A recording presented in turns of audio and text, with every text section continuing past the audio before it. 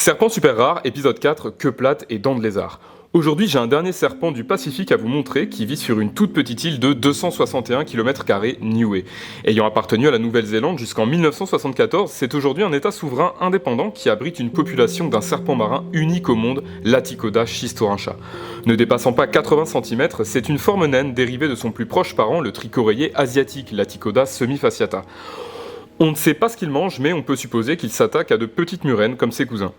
Je le considère comme rare car il est endémique d'une île minuscule, mais en soi, une fois qu'on est sur place, il est partout. La population est dense malgré ses 3 œufs pondus par an et fait le bonheur des plongeurs. Comme la plupart des serpents marins, il est très curieux et n'hésitera pas à venir vous inspecter avant de retourner vaquer à ses occupations.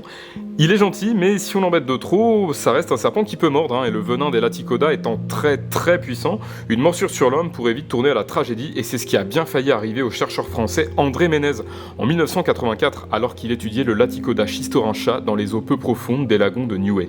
Nageant à la surface de l'eau en tenant un de ces serpents à main nue, confiant dans le fait que ces serpents sont très placides, André subit une morsure soudaine à un doigt, le serpent marin en ayant eu assez de se faire trimballer. Il passa une nuit très anxieux et passa un très long moment au téléphone avec Paris, j'ose pas imaginer la note.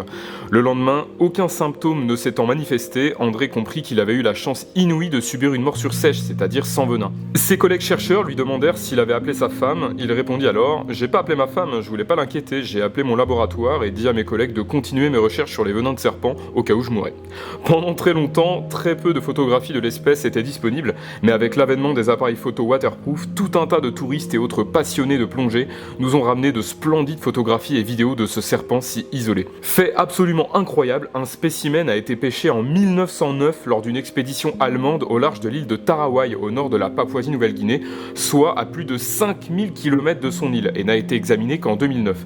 Comment ce spécimen a-t-il pu se trouver aussi loin de chez lui ? C'est un mystère. Partons maintenant aux Philippines sur l'île de Luzon, dans le lac du volcan Taal, où vit un autre serpent marin non marin, Hydrophis semperi.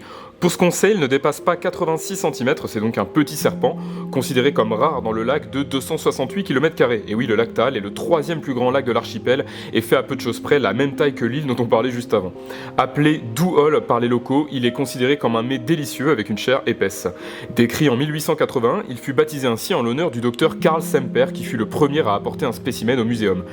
Très venimeux, il se nourrit de gobies et d'anguilles. Fait intéressant, Hydrophis semperi, comme tous les serpents marins, possède une glande à sel située dans la mandibule, donc la mâchoire inférieure. Elle accumule l'excès de sel contenu dans leur proie et absorbé par leur métabolisme dans la fossette linguale, cette sorte de chaussette dans laquelle la langue se loge lorsqu'elle est inactive. À chaque fois que le serpent sort sa langue, l'excès de sel est évacué. Mais si le lac est un lac d'eau douce, comment se fait-il qu'Hydrophis semperi possède toujours sa glande à sel ? Il est possible que son arrivée dans le lac soit récente et qu'il n'ait pas encore eu le temps de la perdre.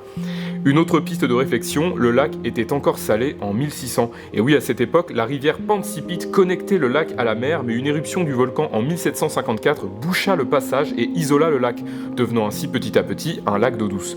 Au mois d'août de cette année, une équipe d'herpétologues est partie à sa recherche pour récolter son venin afin, entre autres, de trouver des moyens de guérir le cancer et nous ont offert de magnifiques photos de l'espèce. Merci beaucoup, messieurs, dames.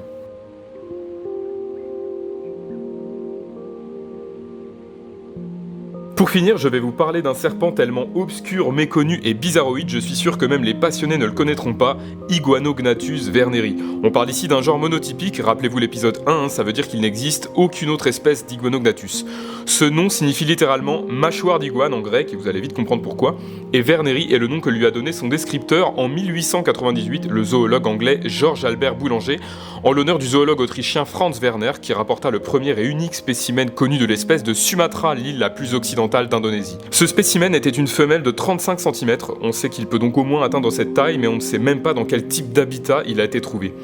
D'après le dessin de Boulanger d'il y a 125 ans, on sait qu'il a l'air plus ou moins rayé le long du corps, qu'il a une ligne blanche sur le museau et qu'il a le ventre en damier comme beaucoup de serpents aquatiques, ce qui constitue de maigres indices. Mais alors pourquoi un tel nom, me direz-vous ? La première chose qui a frappé Boulanger en examinant son serpent, ce sont ses dents. Des dents qui semblent élargies et aplaties à leur extrémité, du jamais vu chez les serpents. 101 ans plus tard, les herpétologues Jackson, Underwood, Arnold et Savitsky réexaminent le spécimen conservé du muséum et décident d'approfondir l'analyse de la dent dentition de ce serpent si mystérieux. Dans cette étude, on apprend d'ailleurs que Werner n'a pas trouvé le spécimen lui-même, mais qu'une tierce personne lui a donné. Est-ce qu'en termes de mystère, on n'est pas sur Jupiter là, sérieux? Il manquerait plus qu'on le trouve sur une vieille gravure antique sur un temple où on a un parfait Pokémon légendaire. Ils observeront les dents de l'Iguanognathus avec un microscope à balayage afin d'en avoir des photographies en très haute résolution. Et là, je vais briser un peu le mystère. Le dessin de Boulanger de 1898 est faux. Et oui, il a cru que les dents de ce serpent étaient élargies au bout à cause d'une illusion d'optique due à la puissante lampe de son microscope de dissection. Mais vu via le microscope à balayage, elles apparaissent plus comme des dents de serpent que comme des dents d'iguane. Ils ont également découvert qu'elles étaient articulées, elles peuvent se plier de 30 degrés vers l'arrière. D'autres serpents, comme les Scaphiodontophyses d'Amérique centrale, par exemple, possèdent les mêmes dents. Mais ils ont également analysé son contenu stomacal et y ont découvert les restes d'un opilion, donc un ordre d'arachnides. Étant donné que ce type de dent est typique des serpents spécialisés dans les invertébrés, il semble clair que notre énigmatique Iguanognathus en fasse partie. Bon, finalement, si on retrouvait un spécimen vivant de cette espèce aujourd'hui, probablement qu'il serait étudié plus en détail et changerait de nom pour être rattaché à un genre déjà existant. Mais quand même, ça fait 125 ans qu'on l'a pas vu. J'irais bien faire un petit tour à Sumatra pour essayer de le retrouver, moi, pas vous? Les chercheurs ont aussi découvert que l'Iguanognathus faisait partie du cercle restreint des serpents capables de se séparer de leur queue, mais ça je vous en parlerai dans une autre émission.